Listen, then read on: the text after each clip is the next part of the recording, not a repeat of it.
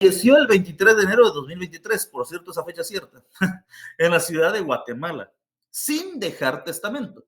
Su esposa, Sandra Casanova de Colón, y sus hijos Alejandro, Suri y Edmund, todos de apellidos Colón Casanova, requieren sus servicios para que se haga cargo del proceso sucesorio intestado en la vía judicial.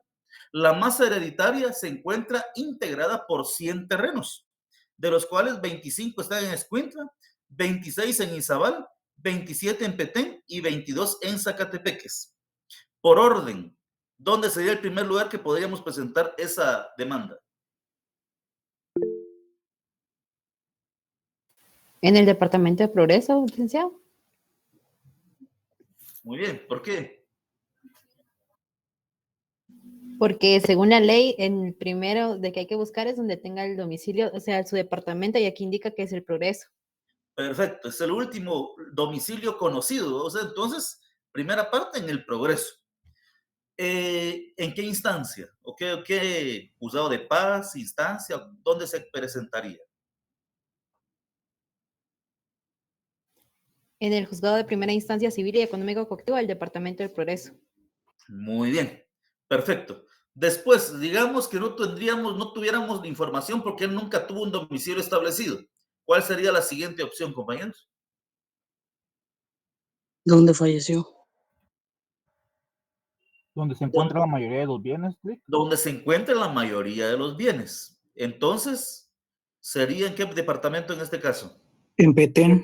En Petén. ¿Por qué? Porque tiene 27 propiedades. Y en última instancia, digamos que, pues, en cada departamento tiene la misma cantidad de bienes. ¿Cuál sería la tercera opción? ¿Dónde falleció? Donde falleció. Muy bien, compañeros. Ese es el ejercicio, ¿verdad? Esa era la parte práctica y sinceramente, esa es la práctica que tienen que hacer cuando reciben en su oficina un memorial, perdón, una demanda. La persona les va diciendo, mire, fíjese que pasó esto, y usted en su mente ya va diciendo, esto es tal juzgado o esto es tal cosa, y empieza la función asesora del abogado, ¿verdad ustedes? Compañeros, ¿alguna duda?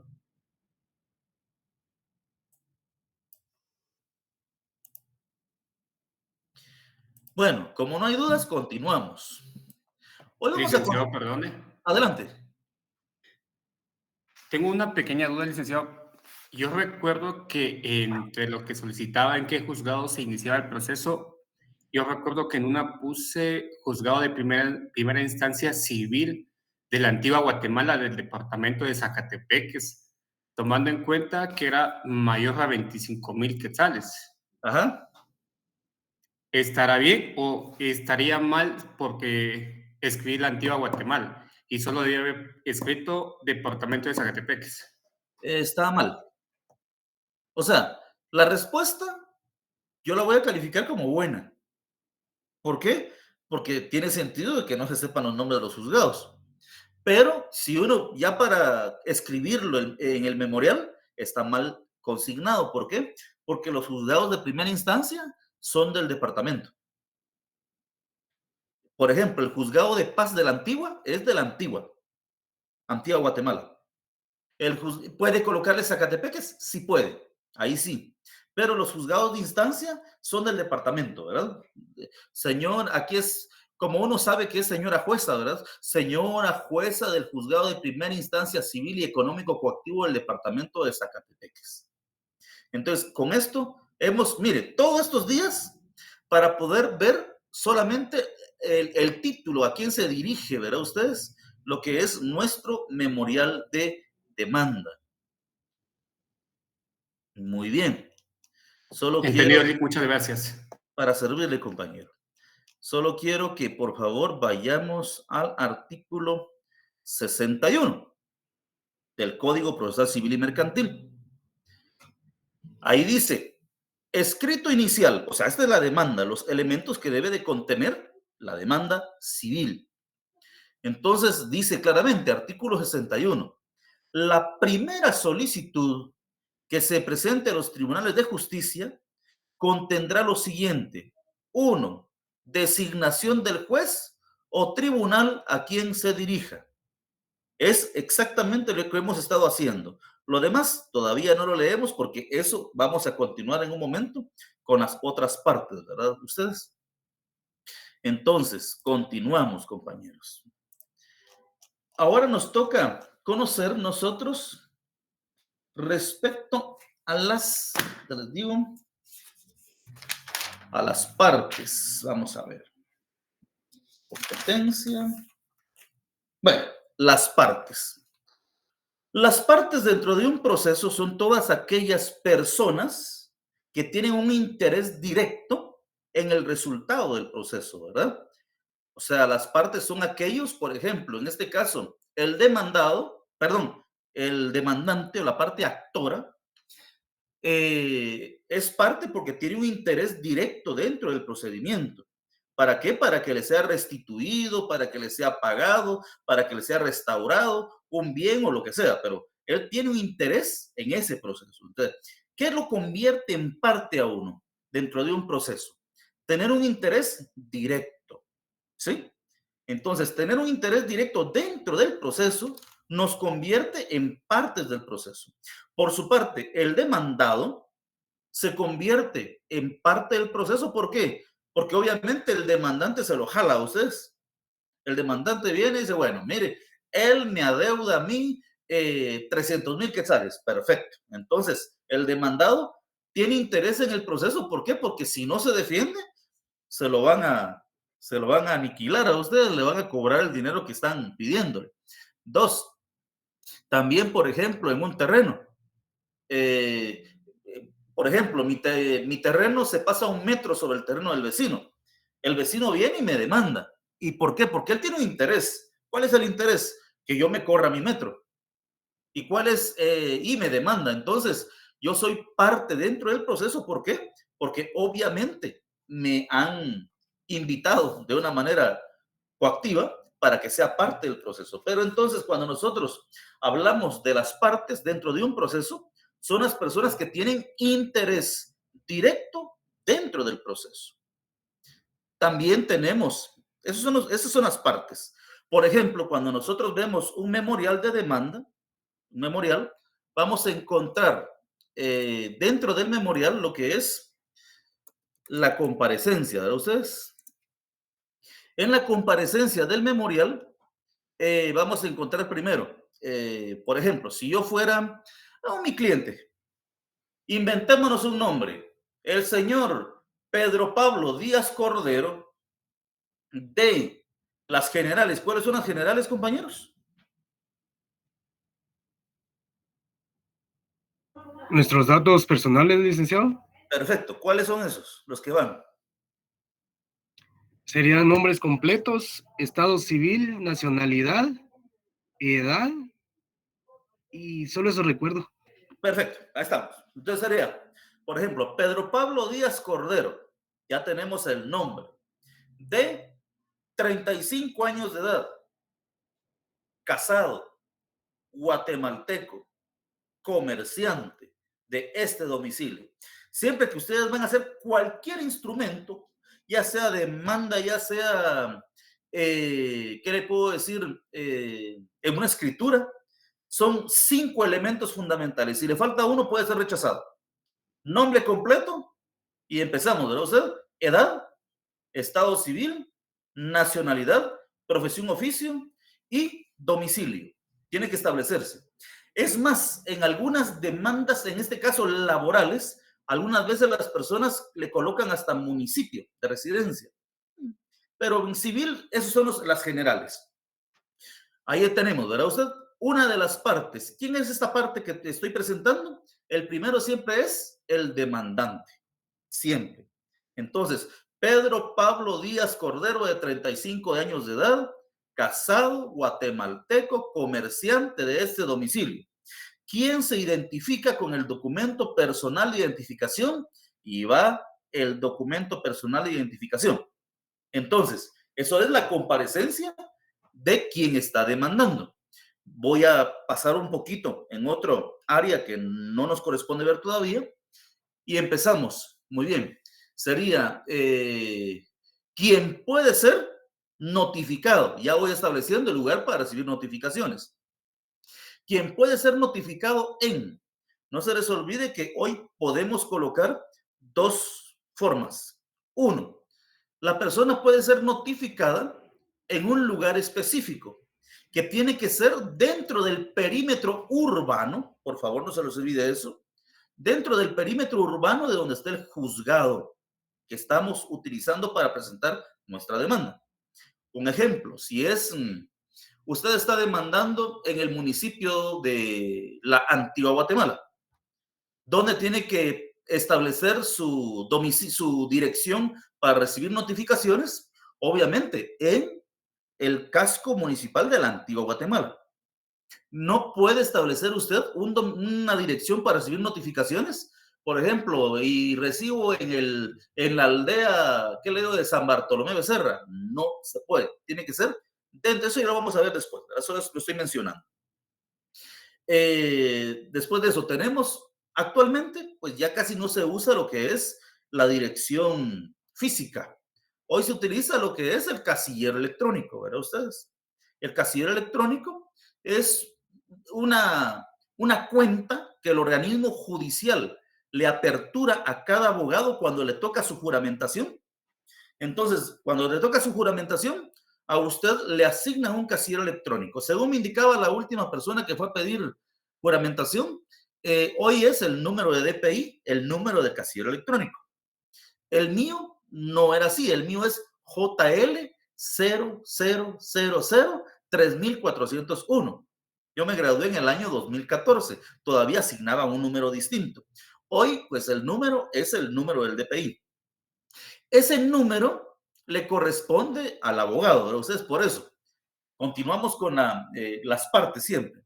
Ya dijimos que es el señor Pedro Pablo Díaz Cordero, con las generales correspondientes, con su documento personal de identificación, quien establece el lugar para recibir notificaciones, tal dirección, quien actúa bajo el auxilio del abogado, digamos, José Vidal López Portillo. Muy bien, ahí terminamos la primera parte. ¿Quién comparece en este caso? El demandante. Ahora viene, ¿verdad? Y procedo a plantear demanda. En este caso, un juicio ordinario, juicio ordinario, ¿qué le digo? Por división de la cosa común, aunque es oral, en contra de, y aparece la otra parte. O sea, esas son las dos partes en conflicto y por lo tanto son las partes procesales. Después tenemos nosotros terceros procesales. Los terceros procesales son aquellas personas que van a participar dentro del proceso, pero que no deben o no tienen ni un interés en el proceso. Podemos hablar de terceros procesales, los testigos a ustedes. ¿El testigo tiene interés en el proceso? No debería tenerlo, porque si tiene interés, obviamente no es apto para ser parte dentro del proceso. El testigo solamente va a ir a indicar lo que le consta, supuestamente. Entonces, lo que le consta, lo que él vio, lo que percibió. Entonces, el testigo. Otros tipos de peritos o personas que no son parte, que son terceros. El juez no es un tercero, el juez es la autoridad que lleva el control del proceso. Los auxiliares del juez son el oficial, son el secretario, son los auxiliares del juez, no son terceros. Terceros son todas aquellas personas que no tienen ni un interés directo en el proceso, pero que van a participar dentro del proceso. Muy bien. Ahora, tenemos capacidad para ser parte de un proceso. Obviamente, ustedes ya llevaron derecho civil y uno dice, para ser parte de un proceso, primeramente se tiene que tener personalidad. O sea, se es persona, se tiene personalidad. Muy bien. Eso es lo que establece el Código Civil. Ahora bien, hay otro elemento fundamental, que es la capacidad. Usted se recuerda que se es persona, se tiene personalidad. ¿Qué es la capacidad? La capacidad es la facultad que tiene una persona de ser parte dentro de las relaciones jurídicas que se dan, dentro de un contrato, dentro de cualquier situación. O sea, cuando usted es una persona, usted es persona, pero tiene capacidad, esa capacidad le permite tener bienes, vender, comprar, pero también le permite ser demandado. ¿Por qué? Porque para ser demandado tiene que tener capacidad. Muy bien. Alguien me podrá decir, mire, pero ¿y un menor lo pueden demandar? Bueno, sí lo pueden demandar. Claro que sí, pero tiene que actuar por él su representante, ¿verdad? La persona encargada del menor. O sea, pero ¿por qué? Porque siempre tiene que haber alguien que tenga capacidad procesal. Vamos a leer el artículo 44, por favor, del Código Procesal Civil y Mercantil. Vamos a ver, aquí está. Artículo 44. Dice, artículo 44. Capacidad procesal. Tendrán capacidad para litigar las personas que tengan libre ejercicio de sus derechos. Un preso tiene limitados sus derechos. O sea, muchas veces no puede ejercerlos, ¿verdad? Tiene limitado. Las personas que no tengan libre ejercicio de sus derechos no podrán actuar en juicio, sino representadas, asistidas o autorizadas conforme a las normas que regulan su capacidad. Las personas jurídicas litigarán por medio de sus representantes conforme a la ley, sus estatutos o la escritura social. Las uniones, asociaciones o comités, ahí tenemos las uniones. Miren, la unión es una institución que no tiene una personalidad jurídica. Se reunieron para hacer una actividad que X, ¿verdad? Ustedes, por ejemplo, hicieron la fiesta del pueblo y se unió un grupo que se llama comité. Y resulta que hicieron averías a ustedes y los están demandando por daños. Ah, bueno, ¿a quién van a demandar? Al grupo, pero el grupo va a tener un representante. Entonces, ese los va a representar a todos. Es una unión, ¿verdad? Entonces, esa es una unión. Asociaciones o comités. Asociaciones son las cuestiones reguladas por el derecho civil, como asociaciones, ONGs, ese tipo de cuestiones. También tenemos las, a ver, fundaciones, iglesias o comités. Los comités pues se crean en las municipalidades la mayoría de veces ustedes para poder hacer ciertas actividades. Cuando no tengan personalidad jurídica, pueden ser demandadas por medio de sus presidentes, directores o personas que públicamente actúen en nombre de ellos. O sea, he ahí por qué no es tan bueno que lo vean al frente a uno, tanto a ustedes.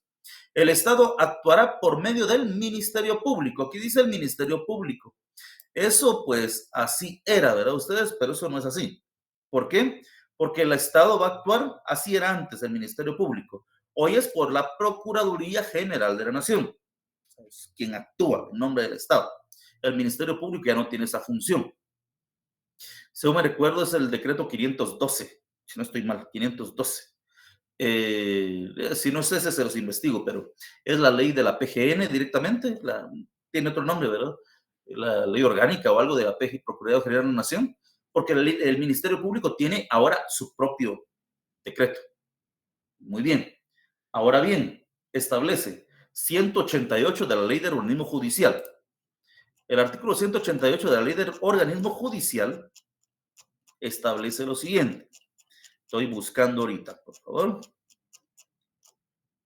Ya puedes ver en el 70. Ahorita vamos a ver. 188.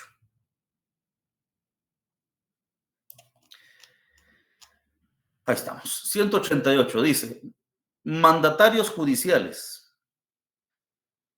Las personas hábiles para gestionar ante los tribunales que por cualquier razón no quieran o no puedan hacerlo personalmente, o a las personas jurídicas que no quieran concurrir por medio de sus presidentes, gerentes o directores, pueden comparecer por medio de mandatarios judiciales a cualquier acto siempre que tengan conocimiento de los hechos objeto del proceso. En caso de las sociedades constituidas en el extranjero, sus representantes que tengan facultades judiciales deberán sustituirlas en un abogado para comparecer a juicio, si no tiene esa profesión. Muy bien, entonces, un mandatario judicial, ¿verdad? Yo no puedo comparecer a una audiencia, voy a nombrar a un mandatario para que él me represente. Obviamente hay que hacer una escritura de mandato, ya van a ver ustedes en derecho notarial, un mandato para que la persona pueda representarme, ¿verdad? Pueda ir a los juzgados, entonces a llevar casos, hay un montón de cosas que puede hacer el mandatario judicial, pero tiene que ser mandatario judicial. Y para ser mandatario judicial, ya lo vamos a ver en su momento, pero solamente pueden ser mandatarios judiciales los parientes dentro de los grados de ley y los abogados, únicamente. Entonces, eso dice, establece el artículo 188 de la Ley del Organismo Judicial. Dice, uniones sin personalidad. Eso ya lo expliqué un poquito, es lo que estaba indicando, ¿verdad? Ustedes cuando solamente se reúnen y ven quién es el líder y si cometen un problema, van a demandar al líder, al que los representa aparentemente. ¿Por qué? Porque no existe una unión específica, sino que solamente se unieron por costumbre o por lo que sea, y pues demandan a una persona. Un claro ejemplo puede ser una organización de un comité de fiesta de un patronal, o sea, los toros, y vienen y recaudan fondos para colocar algo y tuvieron, por ejemplo, hicieron una barrera, la barrera falló, no estaba bien hecha. Entonces, ¿a quién van a perseguir? Obviamente al líder, ¿verdad? ¿Ustedes por qué? Porque al final, si ellos hubieran hecho bien la barrera, obviamente no hubiera sucedido una catástrofe. O sea, esa es la forma en que actúa el derecho. Señala, representación legal y necesaria. Artículo 44, creo que el que estuvimos leyendo hace poquito. O sea, es necesaria, la representación legal y es necesaria. Si la persona no puede representar, obviamente no puede ni demandar ni ser demandado. Si usted, por ejemplo, conoce, fíjese que un niño iba manejando un carro y me chocó. Bueno, no puede demandar al niño. ¿Por qué? Porque es un niño, tiene que demandar, cuando usted demande, pues usted va a demandar a tal niño a través de su representante legal, ¿verdad? Que sería su señor padre. Usted va a demandar a una empresa a través de su representante legal. No puede demandar a la empresa o a la... porque la empresa es de acuerdo a la definición que da la ley, es un conjunto de bienes, derechos, trabajo, capital. Entonces, la empresa no puede demandar a una empresa a usted. Tiene que demandar no al representante también, a la persona jurídica a través de su representante legal. Aquí yo entro en un conflicto. ¿Por qué? Porque todos dicen persona jurídica y persona individual. Pero mi duda es, ¿y la persona individual acaso no es jurídica? ¿Por qué? Es parte dentro del derecho, o sea, entonces lo convierte en una persona jurídica. Mi criterio es que debería llamarse persona jurídica individual y persona jurídica colectiva. Es mi criterio. ¿Por qué? Porque los dos son jurídicos, pues. No, la persona individual no es jurídica, no, claro que es jurídica. Muy bien, continuemos. Representación legal de los menores. Artículo 44, segundo párrafo. Ya lo leímos, pero dice claramente, la persona que no tenga libre ejercicio de sus derechos no podrán actuar en juicio, sino representadas, asistidas o autorizadas conforme a las normas que regulan su capacidad. Entonces, cuando hablamos de menores, estamos hablando de que tienen que ejercer sus derechos a través de su representante legal. En este caso, el representante es el padre o la madre, ¿verdad? Ustedes quien ejerza la guardia y custodia. Perdón, la patria potestad, ya estoy confundiendo términos. Los padres tienen la patria potestad, ¿verdad? ¿Por qué? Porque así lo establece la norma. La guardia y custodia lo tienen otras personas cuando los padres no están o cuando los padres pues se les ha quitado la patria potestad. Entonces, bueno, los demás del Código Civil, pues lo vamos a dejar ahí. Ustedes ya pasaron civil.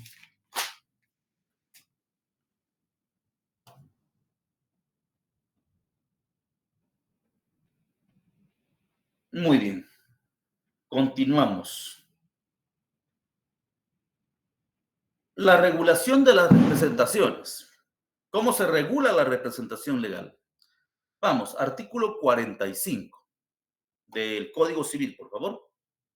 Los representantes deberán justificar, esto es elemental, deberán justificar su personería en la primera gestión que realicen, acompañando el título de su representación. Muy bien. Ahora, como ya llevaron derecho civil, cuando es un menor de edad, ¿cómo se hace valer esa representación? A través de los padres, licenciado. Pero ¿cómo lo hace ver? ¿Cómo lo hace valer? Aquí dice claramente que en ese momento, ¿verdad? Usted va a acudir al juzgado y tiene que llevar algo para demostrar que usted es quien dice ser. ¿Cómo lo acredita? Un certificado de nacimiento. Ahí estamos, ¿verdad? Usted es certificado de nacimiento. ¿Por qué? Porque si yo digo que soy padre es porque ahí está el certificado de nacimiento y ahí pues yo comparezco, ¿verdad? Y ahí estamos con la comparecencia. Siempre estamos en la primera parte, en donde están las partes, ¿verdad? Ustedes, por ejemplo, yo, en este caso, digamos que yo actúe como mandatario. José Vidal López Portillo, mandatario, y actúo de esa manera, como mandatario. Cuando uno se apersona como mandatario, ¿cuál es el título con el cual tiene que acreditar al extremo? Con un mandato, Lic. O un mandato, ¿verdad? Y en este caso, un mandato judicial. Muy bien. Entonces, si soy representante legal de una sociedad anónima, ¿cómo ejerzo ese derecho?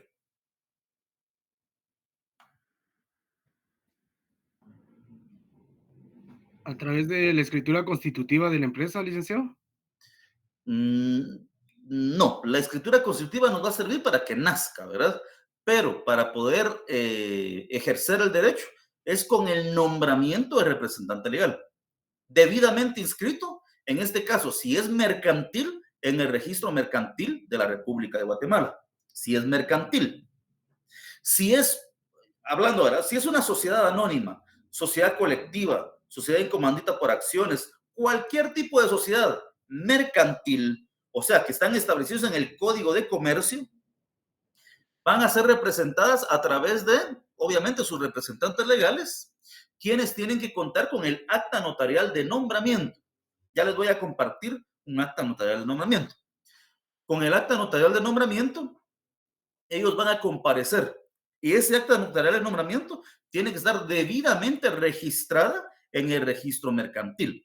Por el contrario, si estamos hablando, por ejemplo, de iglesias, asociaciones, ONGs y ese tipo de instituciones, también tienen que comparecer con su nombramiento. Solamente que ese tiene que estar debidamente registrado en lo que es el registro de personas jurídicas. Ustedes lo van a escuchar como REPEJU. ¿Alguien ha escuchado del REPEJU? No, Lic, ese sí no. Bueno, ahí se recuerdan porque también da pisto, muchachos. Miren, el registro de personas jurídicas. Así como hay un registro mercantil que a usted viene y usted hace la escritura de constitución de una sociedad anónima, lo ingresa al registro mercantil, ingresa el nombramiento de representante legal, bueno, también puede inscribir, por ejemplo, una ONG. Para inscribir la ONG, usted viene y otorga la escritura, sí, el registro de personas jurídicas, otorga la escritura de constitución de la ONG, va al registro de personas jurídicas, lleva su expediente, paga lo que corresponde e inscribe. Le validan la escritura, ellos hizo, miren, el registro mercantil es poco, ¿qué le puedo decir? No son muy exigentes, pero el REPEJU sí es exigente. Un simple error y le rechazan el documento. Y por cierto, cualquier documento que le rechacen cuando ya lo ingresó, por ejemplo, si es un nombramiento que llevan 100 quetzales de timbre, usted especialmente en el registro mercantil o cualquier, esos, si se lo rechazan, obviamente usted sabe que tiene que pegarle otro.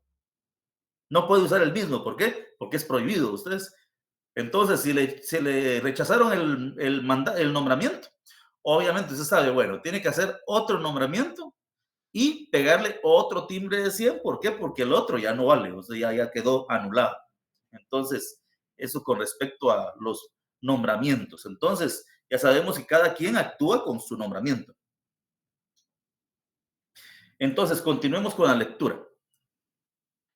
Dice el segundo párrafo. Adelante, Wilson Gómez. Lic, perdón, solo podría repetir con qué documento dijo que se podía representar a un menor. a un menor con la certificación de la partida de nacimiento. Muchas gracias. Para servirle, compañero. Establece, segundo párrafo, no se admitirá en los tribunales credencial de representación que no esté debidamente registrada en la oficina respectiva. Es lo que les estaba comentando. Muy bien. Ahora, representante común, artículo 46. Cuando son varios los demandantes, esto pues en algún momento lo leímos al principio, ¿verdad? Ustedes como se me fue el término ahorita, vamos a ver.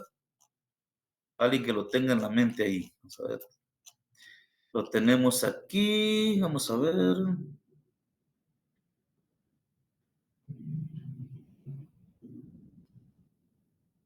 Accesoriedad, no lo encuentro. No le se me fue el término. Acumulación. En la acumulación de procesos. Entonces, cuando hablamos de acumulación de procesos, nos referimos exactamente a esto, a un representante común. Cuando sean varios los demandantes o demandados que representan un mismo derecho, están obligados a unificar su personería. Si no lo hicieren, pasado el término que el juez les señalare, a solicitud de parte se designará de oficio al representante común. O sea, el juez le dirá, miren, no podemos tener a 25 personas aquí metidas. Vamos a nombrar a tal persona para que los represente a todos. O sea, es una acumulación. Hay gente que dice, mire, pero están violando nuestro derecho, por ejemplo, ustedes. Un representante común, por ejemplo, en la invasión de terrenos. Cuando las personas invaden un terreno, son muchos. Entonces, obviamente los van a demandar a todos, ¿no? Ustedes, pero tienen que nombrar un representante común porque no van a entrar todos al juzgado. Entonces nombran un representante común que los va a representar en todo el proceso. Eso significa. O, por ejemplo, ustedes resulta que son varios bienes de diferentes dueños invadidos por una misma persona, ejemplo. Entonces, todos los dueños van a demandar a una persona. Por lo tanto, van a hacer una acumulación, van a unirse en una sola representación. Aunque le aseguro que si son muchos los demandantes, pero tienen capital visto, no los van a decir que se unan. Cada quien va a ir por separado. Pero si son los pobrecitos que han invadido, obviamente sí les van a pedir que haya un representante común. Pero eso es lo que es el representante común. Dice, los términos serán comunes y correrán para los representados desde que se notifique a la persona nombrada para representarlos. Óigase, si bien es cierto, cada persona es un proceso distinto, pero están acumulados en un proceso. Ahora bien, notificando a uno, se notifican automáticamente a todos. No puedo alegar yo, mire, hay un representante común, pero como no me notificaron a mí, a mí no me han notificado. No, si notificaron al principal, se dan por notificados todos los que están unidos en esa representación. Dice, el representante común no podrá hacer uso de las facultades que requieran cláusula especial. Bueno, cláusula especial, pues cláusula especial para vender, para enajenar, para hipotecar, para casarse, para divorciarse. Ustedes no pueden hacerlo. ¿Por qué? Porque ni un mandatario judicial puede hacerlo. ¿Por qué? Porque para ciertas cuestiones se necesitan cláusulas especiales. Muy bien. Muy bien. Y perdone, ese representante lo eligen todos los demandantes, ¿verdad? Sí, si no lo eligieran ellos, el juez lo va a designar de oficio. O sea, lo que tienen que hacer es, obviamente, tienen que nombrar a uno, ¿verdad? Para que el juez no lo elija de oficio. Muy bien. Después tenemos obligaciones del representante. ¿Cuáles son las obligaciones que tiene un representante? Señala el artículo 47, leamos todos, por favor. Dice, los que actúen en representación de otros están obligados, escuche bien esto es un problema muchas veces, a interponer todos los recursos, defensas y excepciones que legalmente puedan oponer las partes, so pena de responsabilidad personal y de daños y perjuicios. ¿Por qué? Y aquí también hasta cierto punto, ¿verdad? Ustedes aplica también para los abogados. ¿Por qué? Porque usted tiene que conocer cuál es el proceso y todo lo que puede hacer dentro del proceso. Imagínense que usted debiendo haber hecho algo, no lo hizo. Ejemplo, resulta que usted ¿qué le puedo decir? Lo demandaron, vamos a ver. Bueno, lo demandaron a usted, pero tengo un caso. Nos pasamos a derecho laboral un poquito. Este caso de derecho laboral viene y son 3 hermanos. La mamá falleció en el año 2000, el día del año de la pandemia, 2020 creo que fue, cabal en el mes de diciembre de 2020. Como en abril se despidieron a todo el personal. ¿Por qué? Porque iban a cerrar un parqueo. Iban a cerrar el parqueo, se despidieron a todo el personal, quedaron fuera todos. Resulta que el parqueo, pues no lo abrieron. Se mantuvo cerrado durante todo el tiempo que tardó la pandemia. Ustedes que no tenían permitido abrir. Y es más, cuando lo despidieron a la persona, la despidieron porque era una persona mayor de 65 años. Y hubo un acuerdo del presidente que indicaba claramente que las personas mayores de 65 años tenían mucha probabilidad de enfermarse y por lo tanto que deberían no era despedirlos, sino que era suspender los contratos de trabajo. Pero aquí lo despidieron. Muy bien. Resulta que la pandemia, pues como en el mes de septiembre ya empezaron otra vez a funcionar las cuestiones, a abrir los negocios y todo eso. Entonces, la persona pudo haber regresado, ¿verdad? Ustedes pudo haber regresado a trabajar, es lo que tuvo que haber hecho, mas no lo hizo. Más sin embargo, cuando su jefa estaba a punto de morir, él vino y demandó todavía a su jefa. Pero la demanda, cuando ya presentó la demanda, la señora ya había fallecido. Entonces, y los errores que cometió es que demandó a la empresa, no demandó a la persona. Entonces le fueron imponiendo previos. Al final, terminó demandando a uno de los 3 hermanos. A uno de los 3 hermanos, que él nunca estuvo en Guatemala, que él, pues, ¿qué le digo yo? Pues si iba a demandar a uno, tendría que haber demandado a los 3 directamente, no solamente a uno. Entonces, ahora bien, uno tiene que prepararse, por eso se llaman excepciones, ¿verdad? Ustedes, el artículo 116 del Código Procesal Civil y Mercantil, que si quieren vamos un poquito a ese artículo 116, nos establece las excepciones que se pueden plantear antes de iniciar el proceso. A usted lo demandan y usted tiene que presentar, analiza, ¿qué debo de hacer, verdad? Y aquí está el 116. El demandado puede plantear las siguientes excepciones previas. 1, incompetencia. Ya lo hablamos. Lo hablamos, ¿por qué? Porque cuando la persona es demandada en un tribunal que no es competente, puede plantear una excepción previa de incompetencia. Muy bien. El otro, litispendencia.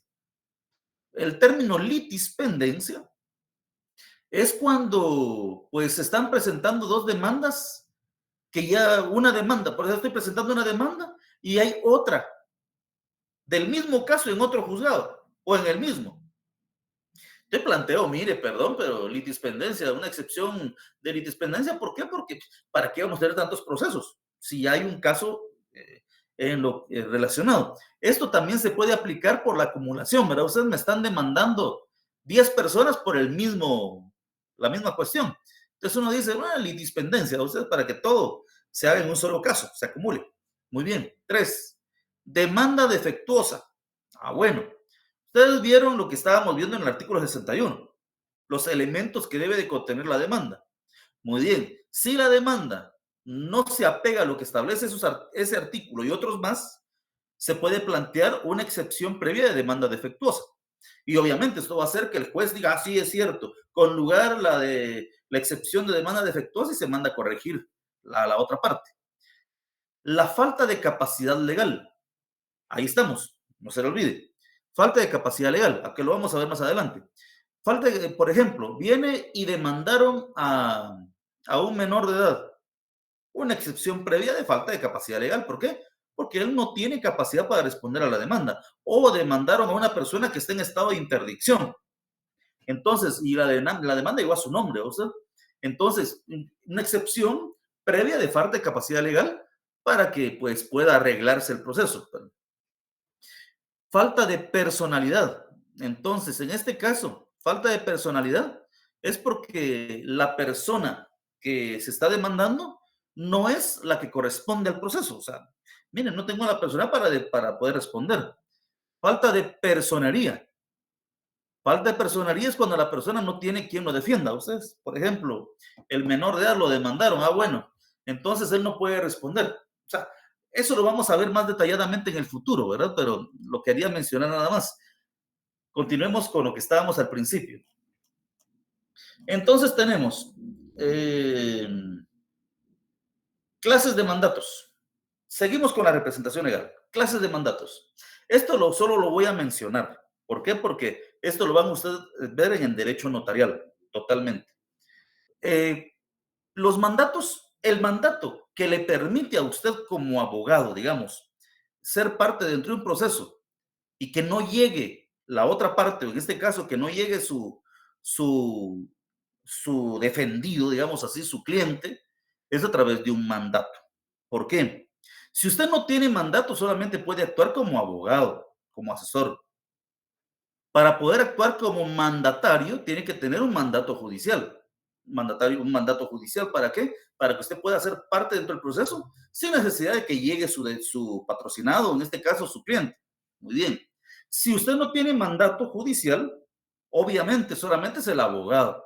Y por lo tanto, tiene que llegar, en este caso, la parte demandante, porque entonces llega parte demandante y su abogado, ¿verdad? Usted siempre acompañado de su abogado. El abogado solamente puede llegar solito cuando tenga mandato judicial. Si no tiene, no puede. Muy bien. El mandato también puede ser mandato general.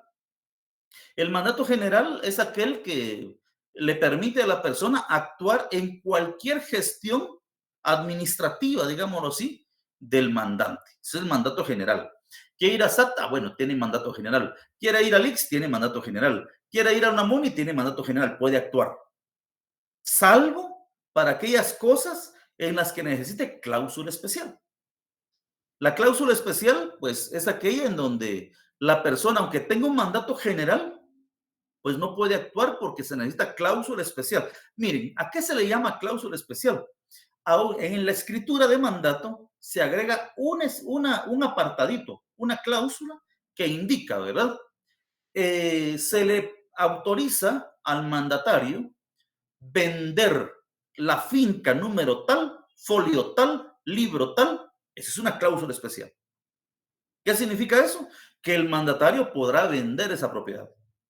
Se le autoriza al mandatario, por ejemplo, contraer matrimonio en nombre del mandante. Entonces, se puede, porque sí se puede. Imagínese usted que aquí en Guatemala no se puede dar el matrimonio entre personas del mismo sexo, pero se puede aparentar, porque imagínese, usted lo nombran para que se case, no se case usted, sino que para que su mandatario, su mandante, se case con su esposa aquí en Guatemala. Pero tampoco la esposa está en Guatemala, está en Estados Unidos, y los dos van con mandatarios. Entonces está usted, varón, mandatario del esposo, y hay otro varón, mandatario de la esposa. Chistoso ustedes. Bueno, pero entonces, ese es el mandato general. El mandato general incluye todo, ¿verdad? Ustedes, excepto las cláusulas especiales. Muy bien. 2, está el mandato especial. El mandato especial, pues, incluye una actividad específica, no incluye todos. Usted quiere que alguien le haga un favor, por ejemplo, de gestionar el pasaporte de su hijo en Guatemala y usted está en Estados Unidos. Un mandato especial, específico, solamente para que puedan gestionar el pasaporte del menor de edad. Y ese es un mandato especial. El mandato judicial es el que hemos estado hablando.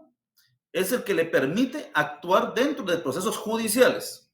Con mandato general o con mandato especial, usted no puede, no tiene capacidad de actuar dentro de un proceso judicial. Tiene que ser mandato judicial. Claro, pueden otorgar un mandato general que le dicen mandato general judicial, o sea, puede atender a ambos lados, ¿verdad? Se puede unir en un mismo documento, pero son cosas distintas. El mandato también se puede otorgar con representación y sin representación. Esto lo van a aprender más en derecho notarial, pero solamente estoy dando un pincelazo. ¿Por qué? Porque estamos viendo de que la persona puede actuar dentro del proceso a través de un mandatario.